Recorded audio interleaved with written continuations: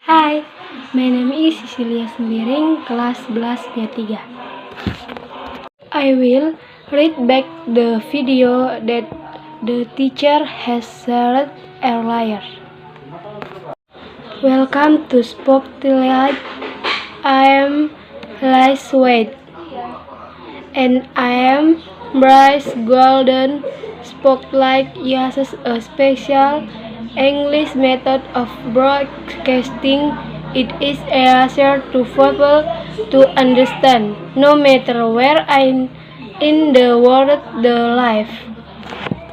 But the young girl does not know this. She knows little about American history. She is growing up many years later. In the 1970, the situation in the United States has improved, but reading the book helps the young girl understand Casey Logan's fear and her author's emotion. The girl reading it is white. She lives in a very small town where there are no black people, but the book helps her see what it's like to be different. When she finishes the book, she is crying. That night, she tells herself she will never judge another person by what they look like. The book has changed her life. Today's spotlight is on how reading can help people understand each other. Alone in her room, a young girl sits down and begins reading a book. The book is a very famous one. It is selling Roll of Thunder, Hear My Cry. It tells the story of Casey Logan and her family. The life in the United States in the 1930 and the African American in those times. The state of Mississippi had a severe problem with races. The government allowed people to make life difficult for African Americans and people with darker skin color. Often groups of white men killed black men and women wanted punishment. It was a very frightening time. Scientists do not yet know exactly what happens in a person's brain when they feel empathy. It is a very complex process, but scientists have observed it happening.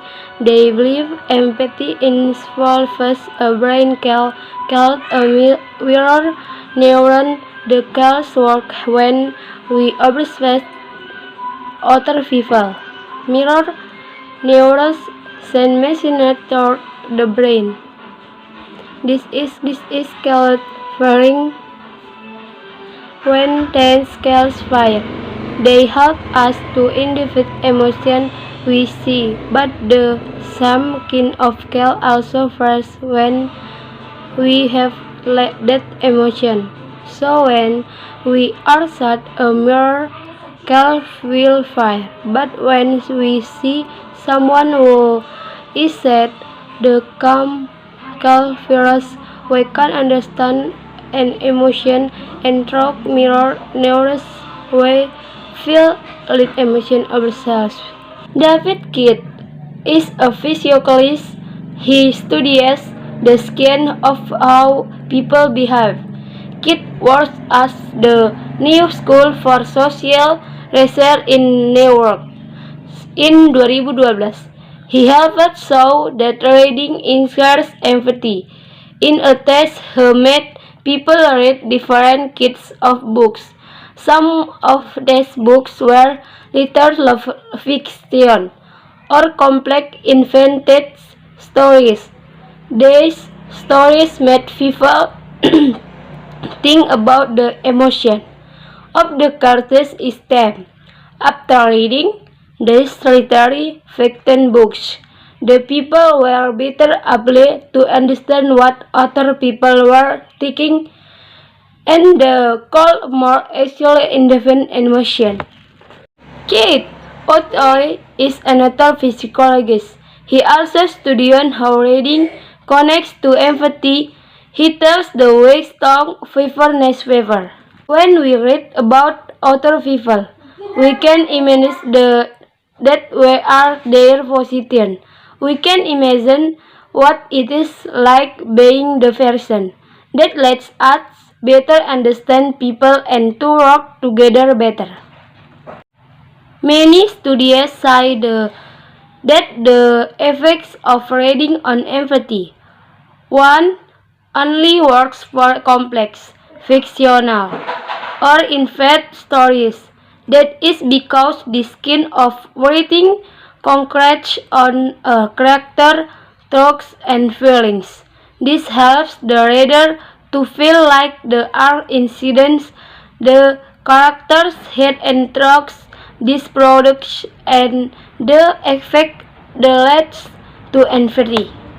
Reading may be a solution for this.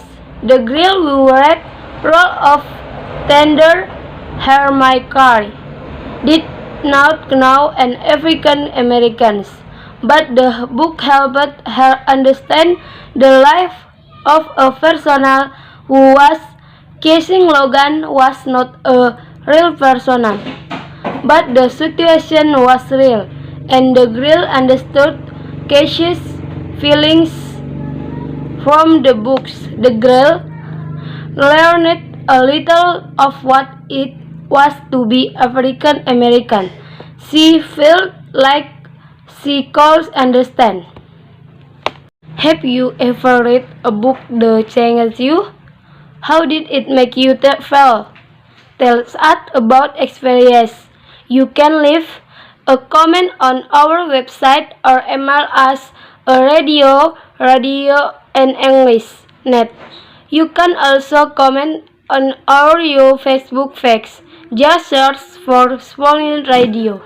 Today, many sections believe that books are good tools for erasing empathy, but for readers and many writers, this is not a new discovery. Together, they have met and explored new words and flesh. They have looked at how different people think and live.